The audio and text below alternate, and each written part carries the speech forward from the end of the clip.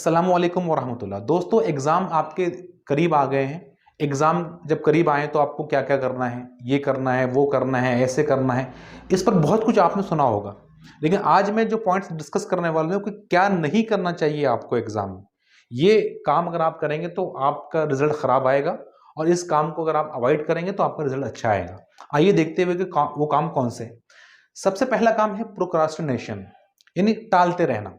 देखिए, अब तक आपने अपनी स्टडी को टाला है और आज भी आप टालते हैं, जबकि एग्जाम बिल्कुल सर पर आ गए हैं, तो आपका फ्यूचर बड़ा खराब होगा, रिजल्ट बहुत खराब आएगा। आप सोसाइटी में मुंह दिखाने के काबिल नहीं रहेंगे। आपको अपने माँ बाप के सामने, भाइयों के सामने शर्मिंदा होना पड़ेगा। तो अब आपको प्रोक्रास्टिनेट नहीं करना है। अब आपको एक शेड्यूल बनाना है। एक शेड्यूल बनाइए बढ़िया सा, और उस शेड्यूल शेड्यूल में आपको स्ट्रिक्ट रहना है। उसमें फिर अब आपको चेंज नहीं करना है। दुनिया इधर से उधर हो जाए, एक शेड्यूल आपको बनाना है पढ़ाई का, स्टडी का, और उस शेड्यूल के साथ पूरे पंक्चुअलिटी के साथ उस पर उसकी पाबंदी करना है। दूसरा काम जो हमको नहीं करना है वो है मल्टीटास्किंग। देखिए, जब हम पढ़ाई करते हैं ना, तो उसमें फोकस बहुत इंपॉर्टेंट होता है, फोकस और कंसंट्रेशन। लेकिन जब हम एक साथ कई सारे काम करने का सोचते हैं कि आप पढ़ाई भी कर रहे हैं और दूसरे काम पर भी आपका फोकस है, ध्यान है, ये भी आपको करना है, वो भी आपको करना है, तो फिर आप पढ़ाई करते हैं वो आपको रिटेन नहीं हो पाएगा। तो एक वक्त जब आप पढ़ाई करने, ठीक है, आप मल्टीटास्किंग आपने साल भर किया है, एक वक्त में कई सारे काम, पढ़ाई भी कर रहे हैं और फोन भी रिसीव कर रहे हैं और दीगर दोस्तों से बात भी हो रही है। लेकिन अब ये है कि आप पढ़ाई करने के लिए आप बैठे हैं, तो बस पढ़ाई करने के लिए आप बैठेंगे, कोई और काम आप नहीं करेंगे। पढ़ाई करते करते कोई और चीज में आप डिस्टर्ब या डिस्ट्रैक्ट आप नहीं होंगे। तीसरा काम तीसरा काम जो बहुत ही इंपॉर्टेंट है वो ये है दोस्तों, कि आमतौर पर बहुत सारे जो पढ़ाकू जो बच्चे होते हैं, बहुत स्टडीज जो लड़के होते हैं, वो पढ़ते हैं तो वो क्या करते हैं, मतलब कंटिन्यू पढ़ते रहते हैं। देखिए, जब हम कंटिन्यू पढ़ते रहते हैं ना, तो एक बड़ा टास्क हमारे सामने होता है कि 2 घंटे पढ़ना है, 4 घंटे पढ़ना है। तो और उसमें हम ब्रेक्स नहीं लेते हैं।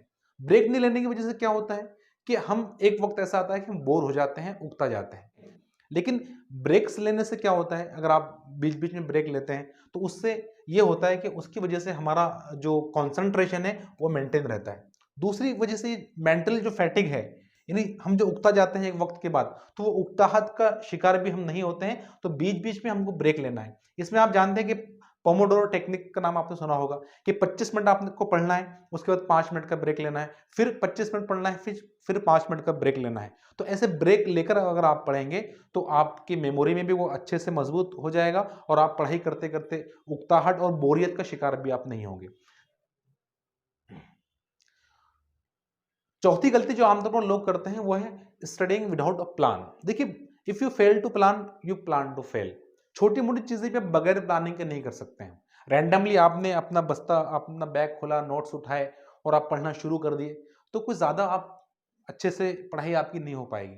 लेकिन वही पढ़ाई करने से पहले आप प्लानिंग करते हैं कि आपको कैसे पढ़ना है, कौन सा सब्जेक्ट आज पढ़ना है, पहले किसको प्रेफरेंस देना है, कौन से क्वेश्चन और चीज़ों को आपको बाद में पढ़ना है। टाइम रहता है तो पढ़ेंगे, वरना नहीं पढ़ेंगे। पहले इजी पढ़ेंगे, फिर हार्ड की तरफ जाएंगे।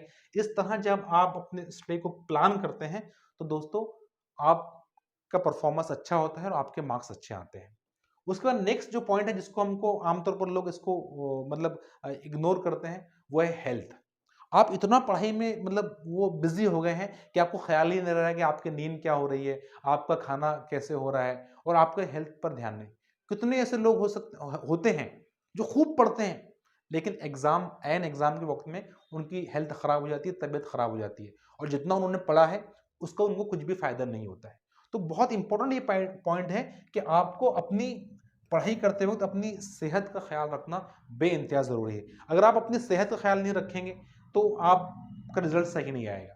तो दोस्तों, इसमें आप क्या कर सकते हैं, इसमें यह है कि आपको बहुत इंपॉर्टेंट चीज़ है ये, कि सबसे पहले आपकी इनफ स्लीप होना चाहिए।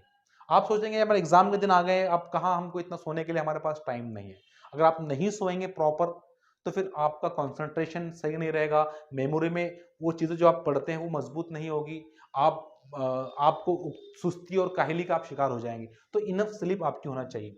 दूसरी चीज़, हेल्दी डाइट। खाने पर आप बराबर बैलेंस डाइट आपका हो, ना बहुत ज़्यादा खाना आप खाएं, ना आप कम खाना खाएं। और कोशिश करें कि जंक फूड आप ना खाएं, हल्की फुल्की ग़िज़ाएँ एग्ज़ाम में आप लोग खाएं। तीसरा है एक्सरसाइज, हल्की फुल्की एक्सरसाइज अगर आप करते हैं तो ये आपको बहुत फायदा देगी। दोस्तों ये 5 चीजें हैं जो मैंने आपके सामने डिस्कस की है। तो इन 5 चीजों से आपको बचना है, ये गलती आपको नहीं करना है। यकीन माने अगर आप इसको फॉलो करते हैं तो आपका रिजल्ट अच्छा आएगा। बेस्ट ऑफ लक, शुक्रिया।